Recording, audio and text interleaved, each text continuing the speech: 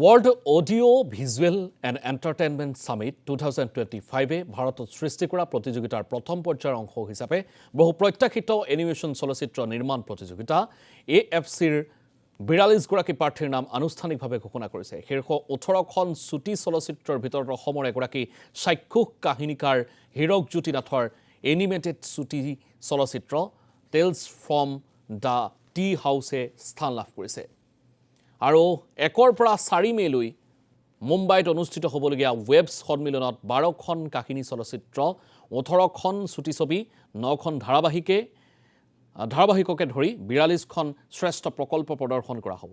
ইফালে নিজৰ ছবিখনৰ বিষয়ে ক'বলৈ গৈ হীৰকজ্যোতি নাথে tales from the T house অসমৰ যুগ যুগ পুৰণি চাহ বাগিচাৰ মাজৰ ভাগৰ এটা কাহিনী বুলি উল্লেখ কৰিছে।